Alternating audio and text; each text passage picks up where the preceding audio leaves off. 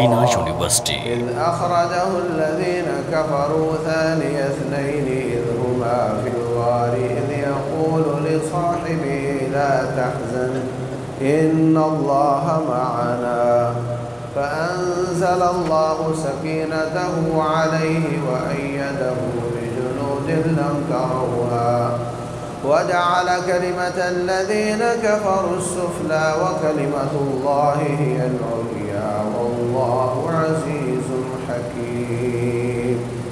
محترم سامعین اور سامعات، روٹین میں انسان کی کامیابی کے لیے اپنا عقیدہ اور اپنا عمل سمجھ لینا کافی ہوتا ہے۔ آپ کا عقیدہ کیا ہے سمجھ لو، آپ کے اعمال کیا ہیں ان کو سمجھ لو، آپ کامیاب ہو جاؤ۔ آپ کے واجبات کیا ہیں معاشرے میں رہتے ہوئے، آپ کے حقوق کیا ہیں، یہ چیزیں کافی ہو جاتی ہیں جنت میں جانے کے لیے۔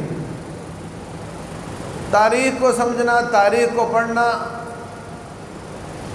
یہ ایک اضافی چیز ہے، اور خصوصاً وہ تاریخ جو مسلمانوں کے آپس میں جھگڑے والی باتیں ہیں، اس کو پڑھنا الٹا نقصان دیتا ہے بجائے فائدے کے۔ اس لیے سلف صالحین اس سے منع کرتے تھے۔ علماء سمجھ لیں اس کو، عوام کو ان چکروں میں پڑھنے کی ضرورت نہیں۔ لیکن آج میں دیکھتا ہوں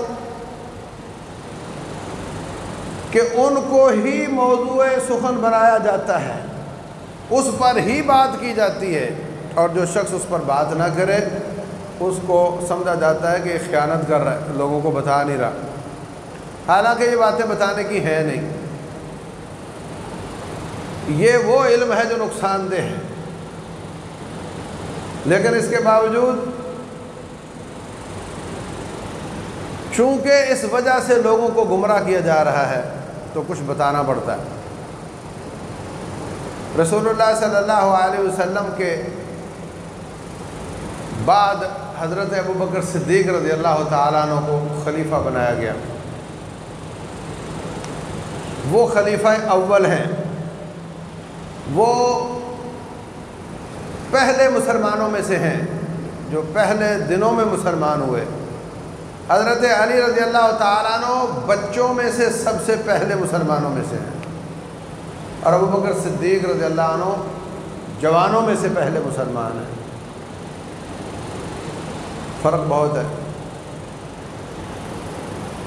وہ نبی صلی اللہ علیہ وسلم کے سسر کی جگہ پر ہیں اور یہ آپ کے داماد کی جگہ پر ہیں۔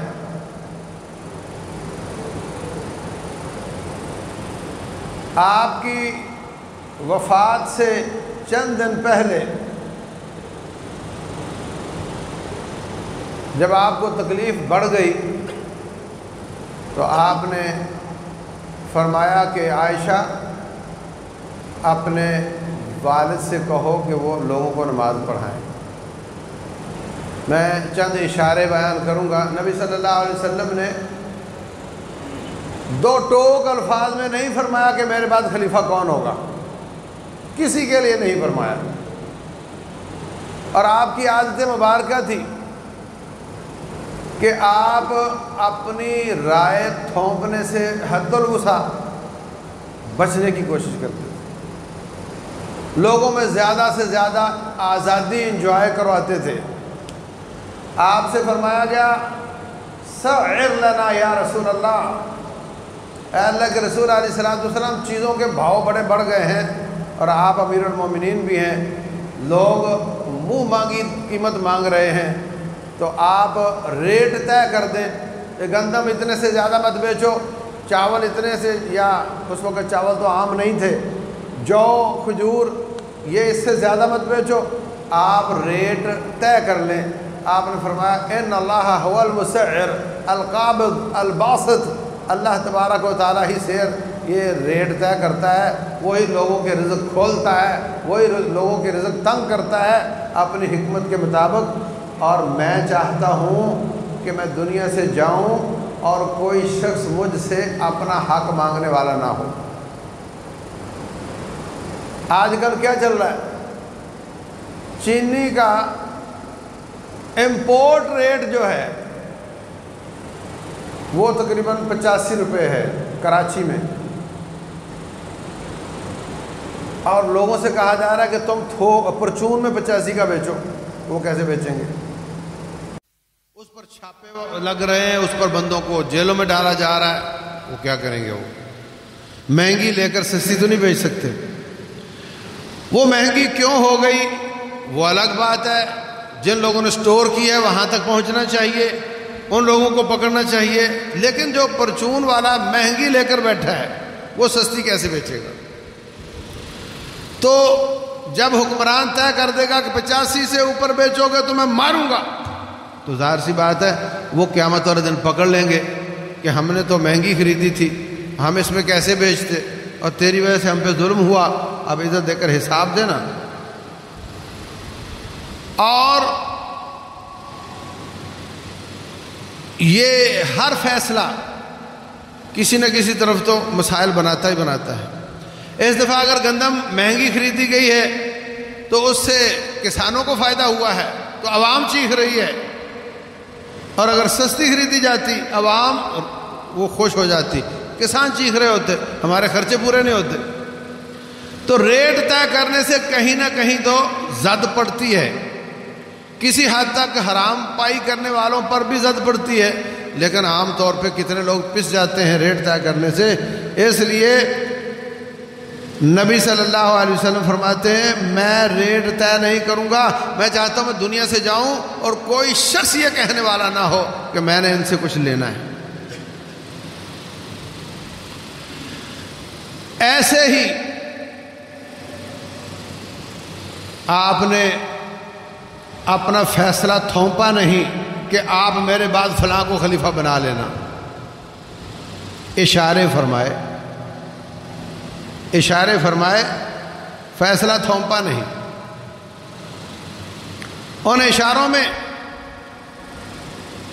جب آپ بیمار تھے تو فرمایا حضرت عائشہ رضی اللہ عنہا کا، ان کو فرمایا کہ اپنے باپ ابو بکر سے کہو کہ وہ نماز پڑھیں۔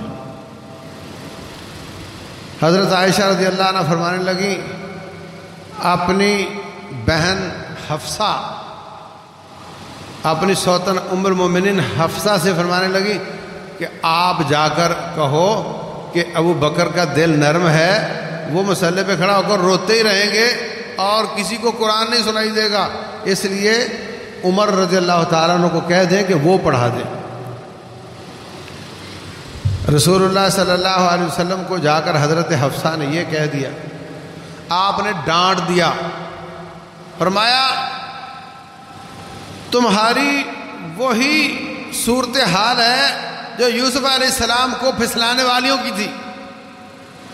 یوسف علیہ السلام کو پھسلانے والیاں بھی ان کو حق سے پھسلانا چاہتی تھی، اور تم مجھ کو حضرت ابو بکر سے پھسلانا چاہتی ہو۔ میں جو کہہ رہا ہوں کہ ابو بکر کو جا کر کہو کہ نماز پڑھائے۔ بھئی کتنا بڑا اشارہ ہے یہ کتنا بڑا اشارہ ہے، یعنی ان کو ایک دوسرا آپشن پیش کیا گیا ہے، اس پر وہ ناراض ہوئے ہیں اور پھر اپنی اس بات پر ہی ڈٹے ہوئے ہیں، اور اتنا سخت رویہ اور سخت جواب دیا کہ فرمایا جس طرح وہ ان کو پھسلانا چاہتی تھی تو مجھے اس حق بات سے پھسلانا چاہتی ہو کہ ابو بکر کے سوا کوئی اور نماز پڑھائے رضی اللہ عنہ۔ یہ بہت بڑا اشارہ ہے۔ طبقات ابن سعد میں ہے، حضرت علی رضی اللہ تعالیٰ عنہ فرماتے ہیں نبی صلی اللہ علیہ وسلم نے ہمارے لیے دین کے حساب سے ابو بکر کو پسند کیا تو ہم نے دنیا کے حساب سے بھی اس کو پسند کر کے خلیفہ بنا دیا۔ حضرت علی کیا فرماتے ہیں، اللہ کے رسول علیہ الصلوۃ والسلام نے نماز اور دین کے لیے ان کو پسند کیا تھا، ہم نے اپنی دنیا کے لیے بھی ان کو پسند کر لیا۔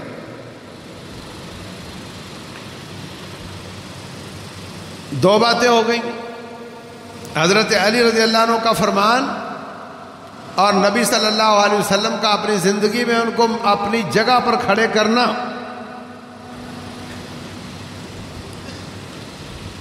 نمبر 3، بخاری شریف میں ہے، رسول اللہ صلی اللہ علیہ وسلم حضرت عائشہ رضی اللہ عنہ سے فرماتے ہیں ابو بکر کو بلاؤ، میں اس کے لیے وصیت لکھ دوں، ایسا نہ ہو کہ بعد میں کوئی تمنا کرنے والا تمنا کرے اور کہے کہ میں زیادہ حقدار ہوں۔ یہ لفظ ہے حدیث میں۔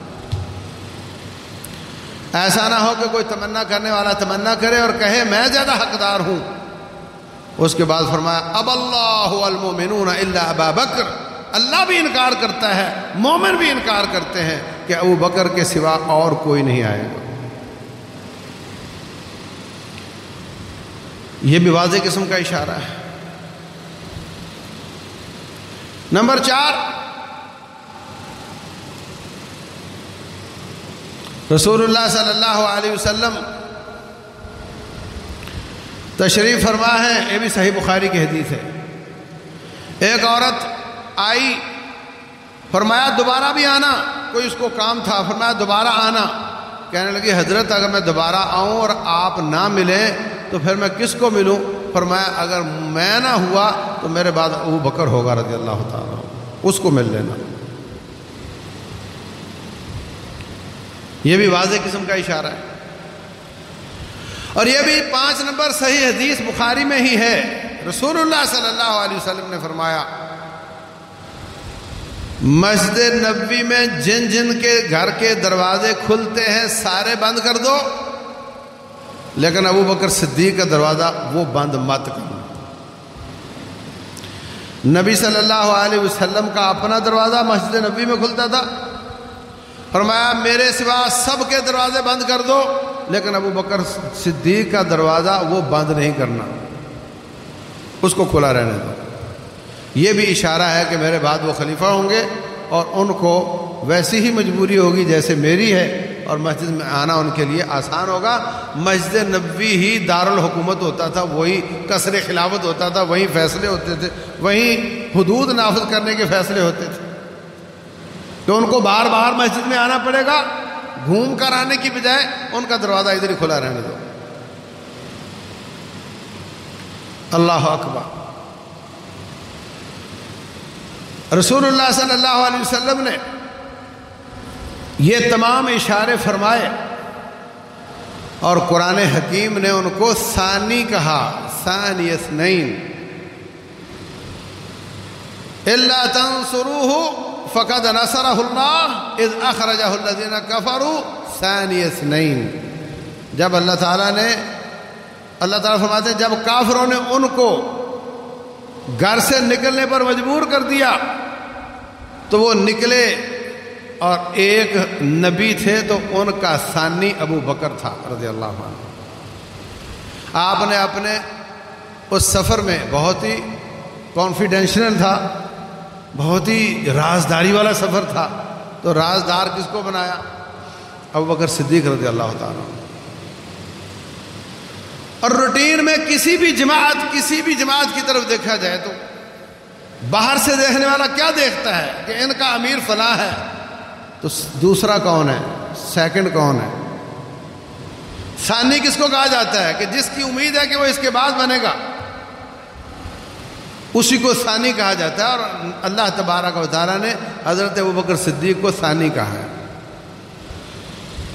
یہ بھی بہت بڑا اشارہ ہے کہ ان کے بعد ابو بکر صدیق رضی اللہ تعالیٰ عنہ ہوں گے۔ آپ کی وفات کے بعد لوگ، جگہ تنگ تھی، ایک ایک دو جاتے اور جنازہ پر کرا رہے تھے۔ باہر ثقیفہ بنی ساعدہ پر انصاری جمع ہو گئے۔ حضرت عمر فرماتے ہیں وہاں انصاری جمع ہو گئے ہیں، جلدی چلیں وہاں کوئی مسائل نہ ہوں۔ ابو بکر صدیق کو لے کر وہاں چلے گئے رضی اللہ عنہ۔ وہاں جا کر دیکھا تو وہ حضرت سعد بن عبادہ کو اپنا امیر بنانے کی سوچ رہے ہیں۔ تو حضرت عمر رضی اللہ تعالیٰ عنہ فرمانے لگے، بلکہ حضرت ابو بکر صدیق فرمانے لگے الائمۃ من قریش، خلیفہ قریشی ہوگا، یہ نبی صلی اللہ علیہ وسلم کا فرمان ہے۔ پھر ایک رائے آئی منا خلیفۃ ومنکم خلیفہ، منا امیر ومنکم امیر، پھر 2 بنا لیتے ہیں، ایک آپ بنا لو ایک ہم بنا لیتے. کہا یہ ایسا نہیں ہے. اذا بوئی علی خلیفتین فاقتلوا آخرہما، اگر دو کی بیعت ہو جائے تو دوسرے کو قتل کر دو، پہلا برحق ہے، دو نہیں ہو سکتے. پھر حضرت، یہ مستدرک حاکم میں ہے، حضرت ابوبکر عمر بن خطاب رضی اللہ عنہ فرماتے ہیں کہ مجھے بتاؤ کہ ابو بکر کے مقابلے میں تمہارے پاس کون سا بندہ ہے، اس کا مقابلہ کرنے کی ضرورت رکھتے ہو؟ کہنے لگے نعوذ باللہ، ہم اللہ کی پناہ چاہتے ہیں، ابو بکر صدیق رضی اللہ عنہ کا مقابلے میں کوئی آگے نہیں آ سکتا. حضرت ابو بکر صدیق رضی اللہ عنہ کہتے ہیں یہ عمر بن خطاب مضبوط مسلز کا آدمی ہے، اس کو خلیفہ بنا لو. حضرت عمر بن خطاب رضی اللہ عنہ نے جلدی جلدی ابو بکر صدیق کا ہاتھ پکڑا اور اوپر ہاتھ رکھ کر کہنے لگا میں نے آپ کی بیعت کر لی ہے، لوگوں آپ بھی کر لو. بیعت ہو گئی. سب راضی تھے، کوئی ایک بھی ناراض نہیں تھا، سب راضی تھے. حضرت علی بن ابی طالب رضی اللہ تعالیٰ عنہ کو اتنا سا رنج ضرور تھا کہ یار ہم نبی صلی اللہ علیہ وسلم کے آخری جو کفن دفن کا انتظام کر رہے تھے اور آپ لوگوں نے ہمارا انتظار ہی نہیں کیا. تو ان کو بتایا گیا کہ وہاں پہ شر پھیلنے کا خطرہ تھا، قبل اس کے کہ شر پھیل جاتی، اس شر کا دروازہ بند کیا گیا تھا، اس لیے آپ کا انتظار نہیں کیا گیا. وہ بھی راضی ہو گئے. پھر حضرت فاطمہ رضی اللہ تعالی عنہ وہ آ کر کہتی ہیں کہ میرے والد کی جو وراثت ہے ہمیں دی جائے. ابو بکر صدیق رضی اللہ تعالیٰ عنہ فرماتے ہیں یہ ہمارے نبی کا نہیں، تمام انبیاء کا ایک ہی قانون ہے. آپ نے فرمایا تھا نحن معشر الانبیاء لا نورث ما ترکنا صدقہ، ہم نبیوں کی جماعت ہماری وراثت نہیں ہوتی، جو بھی ہم چھوڑ کر جائیں وہ اللہ واسطے وقف ہوتا ہے. اس لیے آپ لوگوں کو خرچہ ملے گا، نبی صلی اللہ علیہ وسلم کے ذاتی باغات کی آمدن سے آپ لوگوں کے گھر چلیں گے.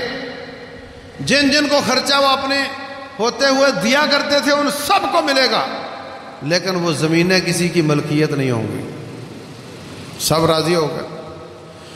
حضرت فاطمہ رضی اللہ عنہا نے دوبارہ کبھی اس معاملے میں حضرت ابو بکر صدیق سے بات نہیں کی، کیونکہ حدیث آ گئی، سر تسلیم خم ہو گیا. بھائی لوگ اس کا معنی یہ کرتے ہیں کہ حضرت فاطمہ ناراض ہو گئی، انہوں نے کبھی ان سے بات نہ کی. مقصد تو یہ ہے کہ انہوں نے اس معاملے میں دوبارہ بات نہیں کی. اور تعجب کی بات یہ ہے کہ حضرت علی رضی اللہ تعالیٰ عنہ جب خلیفہ بنے انہوں نے بھی وہ باغات کسی کی ملکیت میں نہیں دیے، اپنے بیٹوں کو دے دیتے کہ ان کا حق ہے، نہیں دیے. سب دل کے اطمینان کے ساتھ تسلیم کر گئے کہ واقعتاً حدیث ایسے ہی ہے اور یہ کسی کی ملکیت نہیں بنے گی. حضرت ابوبکر صدیق رضی اللہ تعالیٰ عنہ اپنی خلافت چلا رہے ہیں، لوگوں نے بیعت کر لی ہے. حضرت علی رضی اللہ تعالیٰ عنہ نے ابھی بیعت نہیں کی. 6 مہینے گزرے. 6 مہینے کے بعد حضرت فاطمہ رضی اللہ عنہا وفات پا گئی. ان کی وفات کے بعد شاید ان کی دل جوئی کے لیے نہ بیعت کی ہو یا کوئی اور وجہ ہو، ان کے دل میں یہ بھی تھا کہ مجھے مشورے میں شریک کیوں نہیں کیا گیا. 6 مہینوں کے بعد حضرت علی رضی اللہ تعالیٰ عنہ حضرت ابو بکر کو اپنے گھر بلاتے ہیں. گھر گئے تو کہنے لگے میں آپ کی بیعت کرنا چاہتا ہوں. پہلے حضرت علی نے ابو بکر صدیق کے فضائل بیان کیے، پھر ابو بکر صدیق نے حضرت علی رضی اللہ عنہم ان کے فضائل بیان کیے. کہا کہ ہم آپ کے فضائل کا اقرار کرتے ہیں، میں آپ کی بیعت کرنا چاہتا ہوں. کہا تو کر لو. کہنے لگے ایسے تھوڑا کروں گا، سب کے سامنے کروں گا۔ مسجد نبوی میں تشریف لائے، اسی طرح ان دونوں نے ایک دوسرے کے فضائل بیان کیے، پھر سب کے سامنے ابو بکر صدیق رضی اللہ عنہ کے ہاتھ پر حضرت علی بن ابی طالب نے بیعت کی رضی اللہ عنہ۔ اللہ ان کی صفت بیان کرتا ہے، اشداء علی الکفار رحماء بینہم، وہ آپس میں ایک دوسرے پر رحم کرنے والے، محبت کرنے والے، جان نشاور کرنے والے تھے۔ یہاں پر کہانیاں بیان کی جاتی ہیں کہ حضرت علی نعوذ باللہ اللہ تعالیٰ ہے، نعوذ باللہ، اور ان کی طاقت رب جتنی ہے، نعوذ باللہ، تو پھر بیعت کیوں کی بھائی؟ پھر ان کے خلیفہ بننے کا کوئی سوال ہی پیدا نہیں ہوتا۔ ابو بکر صدیق کو خلیفہ بننے ہی کیوں دیا جب طاقت اتنی زیادہ ہے؟ ان کو بننے نہیں دینا چاہیے تھا۔ پھر تسلیم کر لینا یہ اور بڑی بات ہے۔ ایسا کچھ نہیں ہے، وہ اللہ تعالیٰ کے جنتی شخصیت ہیں، وہ نبی صلی اللہ علیہ وسلم کے داماد ہیں، وہ خلیفہ راشد ہیں، ان کی بڑی شان ہے، مگر نہ وہ نبی کے مقابلے کے ہیں نہ وہ رب کے مقابلے کے۔ اللہ اکبر۔ تو میں نے یہ زیادہ وضاحت کے ساتھ بات اس لیے کی ہے کہ آگے چل کر جو فتنوں کا بیان آئے گا اس میں یہ بہت بڑا فتنہ بن کر بات ابھری کہ حضرت ابو بکر صدیق رضی اللہ تعالیٰ عنہ حقدار نہیں تھے، حضرت علی حقدار تھے، وہ پہلے ہیں، علی دا پہلا نمبر۔ اور جب ان کا پہلا نمبر تھا تو اس کے مطلب انہوں نے غصب کیا ہے، جب غصب کیا ہے تو اس کی بنیاد پر پھر ان کو گالیاں دو، پھر سارا عقیدہ اسی پر بنیاد کرتا ہے۔ اس لیے میں نے آپ کو وضاحت سے بتا دیا کہ نبی صلی اللہ علیہ وسلم نے اپنی زندگی میں کتنی بار ان کو یہ اشارے دیے اور لوگوں کو بھی اشارے دیے کہ میرے بعد اگر کوئی حقدار ہے تو ابو بکر صدیق ہے رضی اللہ تعالیٰ عنہ۔ دوسری طرف حضرت علی رضی اللہ تعالیٰ عنہ بہت اعلیٰ شان ہے، بڑا مقام ہے، بڑے فضائل ہیں ان کے، لیکن وہ بچوں میں مسلمان ہوئے تھے، عمر کا بہت بڑا فرق ہے، وہ بہت زیادہ فہم و فراست والی شخصیت ہیں۔ حضرت عمر بن خطاب رضی اللہ عنہ فرماتے ہیں اقدانا علی، ہمارے صحابہ کرام میں سب سے زیادہ قوت فیصلے والا کوئی بندہ ہے تو اس کا نام علی بن ابی طالب ہے رضی اللہ عنہ۔ کہا ان کے بارے میں کہ نہیں، وہ نبی کی وصیت ہیں، اپنی اذان میں بھی انہوں نے کیا ہوا ہے اس کا ذکر، اذان میں بھی ذکر کرتے ہیں کہ وہ نبی صلی اللہ علیہ وسلم کی وصیت ہیں، ان کے نام وصیت لکھی تھی۔ پہلی بات تو سب سے یہ ہے کہ انہوں نے زندگی میں کبھی اس کا اظہار کیا ہو کہ میرے نام کی وصیت ہے، تم کون ہوتے ہو؟ مدعی سست اور گواہ چست۔ انہوں نے زندگی میں کبھی ایک بار کہا ہو، کہیں اپنے گھر میں اپنے بچوں میں تذکرہ کیا ہو کہ بیٹو اصل وصیت تو میرے نام کی ہے، ابا صاحب میں چپ ہوں، کیا کر سکتا ہوں؟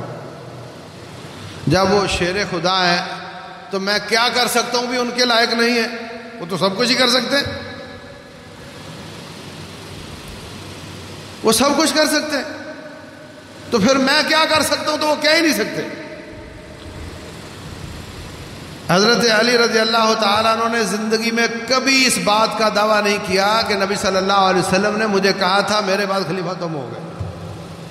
نمبر 2، بخاری شریف کی حدیث ہے، حضرت عباس نبی صلی اللہ علیہ وسلم کے چچا اور حضرت علی سے کہتے ہیں علی،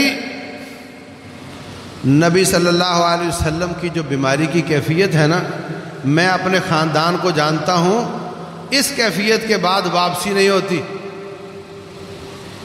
میں اپنے خاندان کے لوگوں کے چہروں کو جانتا ہوں،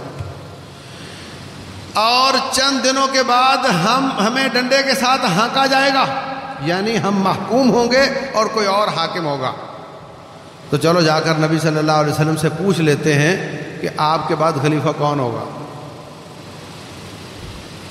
حضرت علی رضی اللہ تعالیٰ عنہ فرماتے ہیں میں تو آپ سے نہیں پوچھوں گا، میں نہیں پوچھوں گا، آپ نے پوچھنا پوچھ لو، میں نہیں پوچھوں گا۔ اس وقت کہہ سکتے تھے یار یہ تو میرے نام کی وصیت ہے، پوچھنے کی کون سی بات ہے؟ یہ صحیح بخاری کی حدیث ہے۔ اس کے بعد کہا کہ غدیر کے واقعے میں وصیت فرمائی تھی۔ جس طرح کے اشارے میں نے حضرت ابوبکر صدیق رضی اللہ عنہ کے بارے میں آپ کو بتائے ہیں، ان میں بھی کہیں وضاحت نہیں کہ میرے بعد ابوبکر کو خلیفہ بنانا، کہیں یہ نہیں ہے، اشارے ہیں۔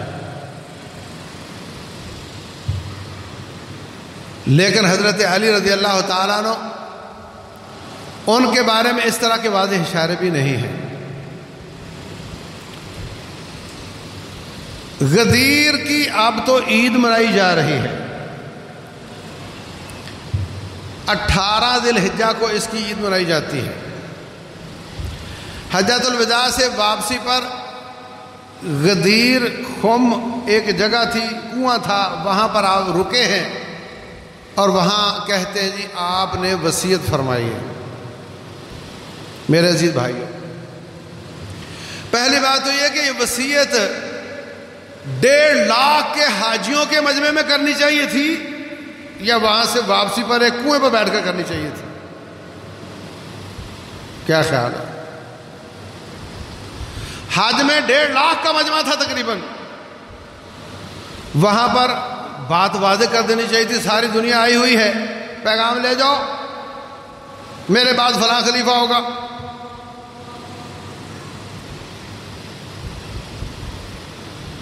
بلکہ رسول اللہ صلی اللہ علیہ وسلم نے ابوبکر صدیق رضی اللہ عنہ کے بارے میں اس طرح کی وضاحت فرمائی، فرمایا مجھے نہیں معلوم کہ میں کتنی دیر تمہارے بیچ میں رہوں گا۔ ترمذی شریف کی حدیث، اقتدوا بالذین من بعدی، میرے بعد جو 2 آئیں گے نا، سامنے بیٹھے ہوئے دونوں، فرمایا میرے بعد جو 2 آئیں گے، اشارہ کر کے ان کی بات ماننا، ان کی مخالفت نہ کرنا، ابو بکر اور عمر رضی اللہ عنہما، واضح قسم کا اشارہ ہے۔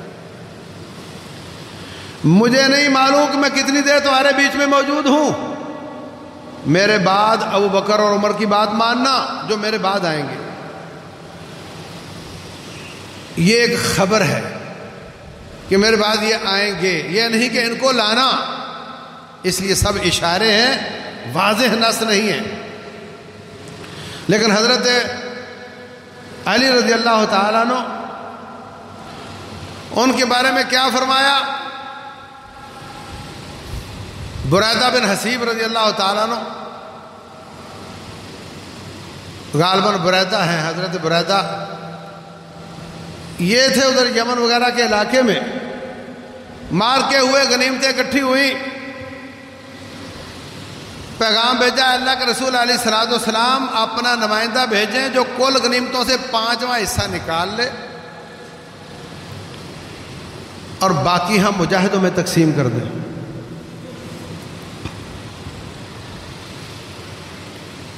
نبی صلی اللہ علیہ وسلم نے حضرت علی کو اپنے داماد کو بھیجا کہ جاؤ اس میں سے 5واں حصہ نکال دو اور باقی وہ تقسیم کر لیں۔ انہوں نے 5واں حصہ نکالا اور ان میں سے ایک لونڈی خود اپنے لیے رکھی۔ ان کا اندازہ تھا کہ یہ 5واں حصہ ہمارا ہے اہل بیت کا، اس میں سے جو مجھے ملے گا اس سے زیادہ ہی ملے گا، تو یہ اس سے کم ہے، انہوں نے رکھ لی۔ اس پر کچھ لوگوں نے اعتراض کیا۔ رسول اللہ صلی اللہ علیہ وسلم کو اظہار ہوا جب وہاں کنویں پر غدیر خم پر بیٹھے ہوئے تھے، کہا کہ دیکھو آپ نے ان کو بھیجا تھا اور انہوں نے وہاں ایک لونڈی لے لی تھی، تو فرمایا ان سے ناراض نہ ہو، حضرت علی پر ناراض نہ ہو، ان کا حق اس لونڈی سے بھی زیادہ ہے، انہوں نے زیادہ نہیں لیا۔ وہ کہنے لگے جی اب میرا دل مطمئن ہو گیا، اب میری ناراضگی ختم ہو گئی۔ اس تناظر میں رسول اللہ صلی اللہ علیہ وسلم نے فرمایا کہ من کنت مولا ہو فہذا علی مولا ہو، جس کا میں دوست ہوں اسی کا ہی علی دوست ہے رضی اللہ تعالیٰ۔ اور اس کے بعد کیا فرمایا؟ اللہم والی من والا ہو عاد من عادا ہو، یا اللہ جو اس کے ساتھ دوستی لگائے تو بھی اس کے ساتھ دوستی لگانا، یا اللہ جو اس کے ساتھ دشمنی لگائے تو بھی اس کے ساتھ دشمنی لگانا۔ تو مولا والی، میں جس کا میں دوست اسی کا علی دوست، اور اللہ جو اس سے دوستی لگائے تو بھی اس سے دوستی لگانا۔ یہاں سے ولی کے لفظ سے جس کے معنی دوستی بھی ہے، جس کا معنی غلام بھی ہے، جس کا معنی آقا بھی ہے، اور جس کا معنی کسی حد تک حکمران بھی کیا جا سکتا ہے، تو اس کا معنی یہ نکالنا کہ اب وہ ولی ہیں، اور ولی کا معنی خلیفہ ہیں، اور میرے بعد وہ خلیفہ ہوں گے، یہ لغوی اعتبار سے معنی بھی نہیں بنتا، اور حدیث کے بعد جو الفاظ ہیں دوستی والے اس حساب سے بھی نہیں بنتا، اور چار بندوں میں بیٹھ کر بات کرنے سے بھی نہیں بنتا۔ وہ پیچھے جو سیناریو تھا اس سیناریو کے اثرات ختم کرنے کے لیے آپ نے حضرت علی رضی اللہ تعالیٰ عنہ کی یہ منقبت بیان کی تھی، اور اس میں اس طرح کے واضح اشارے نہیں ہیں جس طرح کہ حضرت ابوبکر صدیق رضی اللہ عنہ کے بارے میں۔ نمبر 2، بخاری شریف کی حدیث ہے، رسول اللہ صلی اللہ علیہ وسلم کے آخری لمحات ہیں، فرمایا کوئی لکھنے کی چیز لاؤ میں لکھ دوں، لن تضلوا بعدہ ابدا، تاکہ تم بعد میں گمراہ نہ ہو جاؤ۔ حضرت عمر بن خطاب رضی اللہ عنہ فرماتے ہیں آپ شدید تکلیف میں یہ بات کر رہے ہیں، اور ہمارے پاس رب کی کتاب موجود ہے، ہم آپ کو کیوں تکلیف دیں؟ کچھ حاضرین نے حضرت عمر کی بات سے موافقت کی کہ نہیں کوئی ضرورت نہیں لکھنے کی، کچھ لوگ اسی بات پر اڑے رہے کہ نہیں، جب آپ فرما رہے ہیں کہ لاؤ کوئی لکھنے کی چیز تو آپ سے لکھوانا چاہیے۔ جو لکھوانا چاہتے ہیں وہ بھی امت پر احسان کرنا چاہتے ہیں، امت کی خیر خواہی چاہتے ہیں، اور جو نہیں لکھوانا چاہتے وہ بھی نبی صلی اللہ علیہ وسلم کی خیر خواہی چاہتے ہیں کہ شدید تکلیف میں ہماری وجہ سے کیوں پریشان ہو رہے ہیں۔ نبی صلی اللہ علیہ وسلم نے جب دیکھا کہ کوئی یہ کہہ رہا کوئی وہ کہہ رہا، فرمایا سب یہاں سے چلے جاؤ، اٹھ جاؤ یہاں سے۔ اس سے بھی یہ بات نکالی جاتی ہے کہ وہ حضرت علی رضی اللہ عنہ کے نام پر لکھنا چاہتے تھے تو حضرت عمر رکاوٹ بنے، اس کو حدیث کرتاس کہتے ہیں۔ اور میرے عزیز بھائیوں، یہ بھی تو کہا جا سکتا ہے کہ حضرت ابوبکر کے لیے لکھنا چاہتے تھے، جب لکھا ہی نہیں تو تم نے یہ بات کہاں سے نکال لی کہ ہم فلاں کے لیے لکھنا چاہتے تھے۔ نمبر 2، کیا ساری شریعت رسول اللہ صلی اللہ علیہ وسلم نے لکھ کر پیش کی ہے؟ ساری شریعت آپ نے زبان کے ساتھ بیان کی ہے، اور وہ شریعت بن گئی۔ جب کوئی لکھنے کے لیے نہیں لا رہا تھا تو آپ زبان سے فرما دیا ہوتے کہ تم لکھ نہیں رہے ہو، مجھے بولنے سے تو نہیں منع کر سکتے، میں یہ کہہ رہا ہوں۔ آپ نے نہیں فرمایا، تو پھر اس سے یہ نکالنا کہ نہیں وہ ان کے لیے چاہتے تھے، اور دوسرا کہے نہیں وہ ان کے لیے چاہتے تھے، کتنا کمزور استدلال ہے۔ تو باہر صورت میرے عزیز بھائیوں، یہ سارے کے سارے میرے سر کے تاج ہیں، سارے جنتی ہیں، رب کعبہ کی قسم سارے جنتی ہیں۔ اور ابوبکر صدیق رضی اللہ تعالیٰ عنہ اللہ نے لکھا تھا وہ خلیفہ بنے۔ رسول اللہ صلی اللہ علیہ وسلم نے ایک اور اشارہ فرمایا میں نے خواب دیکھا کہ ایک کنویں سے میں پانی نکال رہا ہوں۔ ابوبکر صدیق آئے کہنے لگے حضرت آپ پیچھے ہٹیں، میں یہ خدمت میں کرتا ہوں۔ تو انہوں نے صرف 2 ڈول نکالے، بڑی مشکل سے نکالے۔ اس کے بعد حضرت عمر آ گئے، انہوں نے اتنا پانی نکالا کہ سارے لوگ سیراب ہو گئے۔ اللہ اکبر! یہ جو خواب ہوتے ہیں یہ بھی نبی پر اللہ کی وحی ہوتی ہے۔ نبی صلی اللہ علیہ وسلم نے دنیا کو چلایا، ابوبکر صدیق آئے، وہ تو فتنے ہی مٹاتے رہ گئے 2-2.5 سال۔ اور عمر بن خطاب آئے تو انہوں نے خوب اسلام کی ترویج اور اس کو دور دور تک پہنچایا۔ یہ بھی بہت بڑا اشارہ ہے کہ ان کے بعد ابو بکر صدیق آئیں گے اور ان کے بعد حضرت عمر بن خطاب آئیں گے رضی اللہ عنہ۔ تو میرے عزیز بھائیوں، اگر ایک لمحے کے لیے یہ مان لیا جائے کہ نہیں ایسا نہیں ویسا نہیں، تو اس کے باوجود جو اللہ نے کر دیا اس پہ راضی ہو جانا چاہیے۔ اس کی بنیاد پر دوسروں کو برا کہنا یہ تو کوئی طریقہ نہیں ہے۔ وہ سارے کے سارے نیک ہیں، ان سب کا احترام کرنا چاہیے۔ ان کی وجہ سے اسلام ہم تک پہنچا۔ اسلام سارے کا سارا قرآن کی آیت ہو یا نبی کا فرمان ہو، اس کے آخری راوی کون ہے؟ صحابی، اس کے بعد نبی صلی اللہ علیہ وسلم۔ اگر بیچ میں سے صحابی کو ڈیمیج کر دو گے تو اسلام تو سارا ہی ضعیف ہو جائے گا۔ اور یہی طریقہ ہے، جو لوگ ان پر اعتراض اور ان کی باتیں اور ان کو نعوذ باللہ فتوے لگاتے ہیں، اصل میں مقصد اسلام ہے، مقصد وہ نہیں ہے۔ اسلام پر، قرآن پر بات کرنا مشکل ہے، اس لیے ان پر اپنا ہاتھ صاف کیا جاتا ہے۔ تو ہمیں سب کا احترام کرنا۔ عیسائی ہمارے نبی کے خاکے بناتے ہیں علیہ الصلوۃ والسلام، ہمارے ماں باپ قربان جائیں، ہم ان کے نبی کا بھی احترام کرتے ہیں، ہم ان کے نبی کا بھی، اور ایسا احترام کرتے ہیں، ہمارا عقیدہ ہے جب تک حضرت عیسیٰ کو نبی نہ مانا جائے کوئی بندہ مسلمان نہیں ہو سکتا۔ یہ ہے ٹالرنس، یہ ہے صبر، یہ ہے برداشت کہ اپنے بڑوں کا بھی احترام، ان کے بڑوں کا بھی احترام، ورنہ سب کی سوئی کہیں نہ کہیں پھنسی ہوئی ہے۔ میں اس کو مانوں گا، اس کے خلاف بولوں گا، تو ہمیں سب کا احترام کرنا چاہیے، سب کے لیے دعا کرنی چاہیے۔